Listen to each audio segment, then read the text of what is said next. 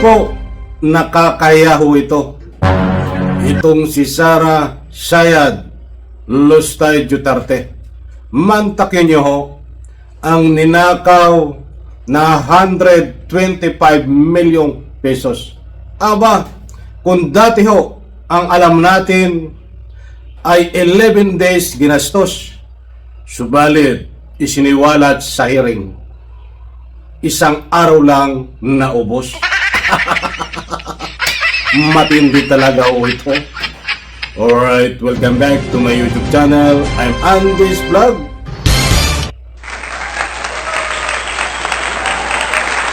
Mga kaibigan, mainit-init pa ho.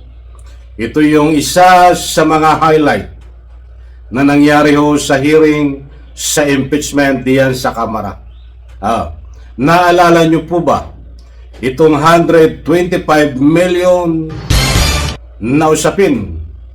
Humigit kumulang isang taon na itong pinag-uusapan. Na ang pagkakaalam po natin ay 11 days ginastos. Ba't lumabas sa hearing? Ang katotohanan pala ay isang araw lang inubos ni Sara Sayad Lustay Duterte. Grabe ano? I-like muna natin ang video na ito kung nagustuhan niyo po. Please subscribe my YouTube channel.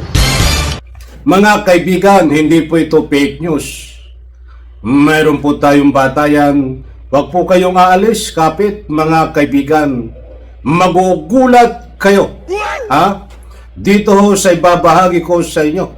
Saan dinala ng isang araw at ginastos, inubos ni Sara Sayad Lustay ang ninakaw niya di umano na 125 million.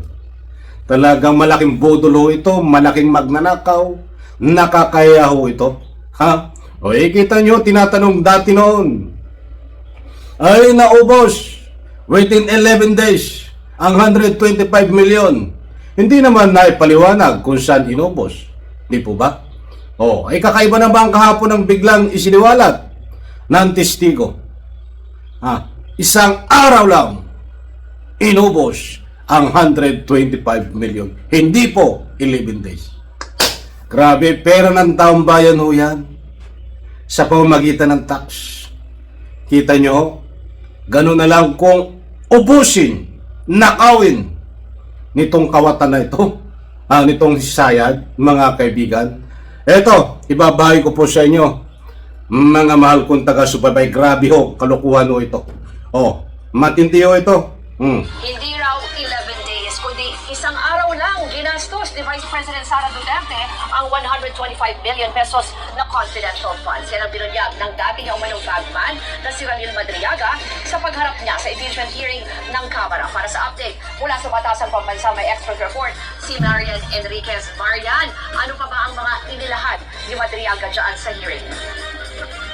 Maliwanag po mga kaibigan, hindi po 11 days ginastos ang 125 million na ninakaw di umano ni Sara Sayad Lustay. Nandyan ho ang katotohanan mga kaibigan. Isang araw lang inubos. Talagang matindi ho ito. Ito ang matinding lupin, matinding magnanakaw. Pakinggan po natin mga mahal kung taga-subaybay. Ito. Special Disbursing Officer Dina Acosta at 4 na duffel bag yung tinataka niya at mga kasamahan. 30 million o 35 million pesos daw yung laman ng mga duffel bag kung saan niya pinagdadala nila ito sa iba't ibang lugar na binanggit kanina. At kumuha na rin siya doon ng 1 million pesos bilang parte raw niya. Dito na nga sinuwalat din ni Madriaga yung pangalan ni dating Ombudsman Samuel Martires na kasama raw doon sa mga pinagbigyan ng pera at doon nga rin niya ni-reveal na hindi lang 11 days sinasta yung 125 million confidential funds binibisa noong 2022 kundi sa loob lamang po ng isang araw. Actually, ang rules at tuloy pa rin nga yung paggulo ngayon ng pagpiling at maraming mga clarificatory questions itong mga kongresista pero patuloy din na sinisita ni Chairperson Jervin. Maliwanag po, muli kong inuulit, mga mahal kong taga-subaybay, ayon ho sa binahagi ko sa inyo na yan, isang araw lang ho, inubos ni Sara Sayad Lustay ang 125 million. Hindi po 11 days. Kasi before, ang sinabi ni Sara Sayad Lustay ay 11 days niyang ginastos. O ito pa mga kaibigan, ito po yung testigo na si Ramil Madriaga ang nagsiwalat dahil ito po ang mismo ang nangdala at may kinalaman ho sa pera dito ho sa confidential funds mga kaibigan. Na ito po ang isiniwalat niya. Oh, nako, matindi.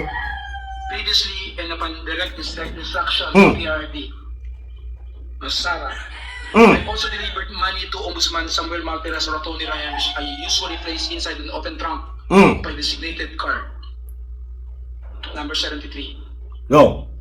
After completing the last delivery, we left the Ombudsman compound aboard my blue Toyota FJ Cruiser. A few years later, I read from several media reports that 125 million OBP confidential funds in 2022 were reportedly utilized in just 11 days. This is wrong because I personally disposed the money in less than 24 hours. Maliwanag po mga mahal kong taga-subaybay. Yan o si Ramil Madriaga na siya po ang personal within 24 hours ay dinispose niya ang pera na 125 million pesos. Na yan ho ay pera ng taong bayan na ninakaw nitong si Sara Sayad Lustay Duterte. Grabe di ba mga kaibigan? Napakarami hong dapat nating talakayin about sa isiniwanat ni Ramil Madriaga na napakatitibay na ebidensya. Isa-isahin po natin mga kaibigan. Kabilang mo ito sa matibay na ebidensya. Itong 125 million na siya personal ang nag-dispose within 24 hours. Hindi po 11 days mga kaibigan. Nako, matindi ho. Bukod sa pandaraya sa kanyang pagiging abogada, ito pala hindi abogado, ito pala isang abogaga. Dinaya ho ang grades para makapasalang mga kaibigan at marami pang iba. Kaibigan, in reaction sa comment section, inaanyayahan ko po kayo magbigay ng anumang public opinion. Ano ang masasabi nyo?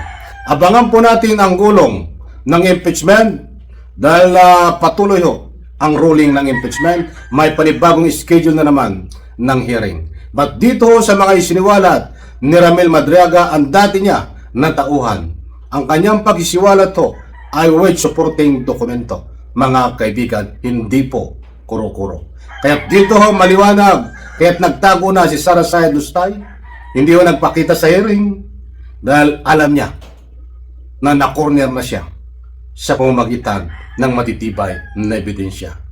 Kaibigan, isang like, isang share sa video na ito.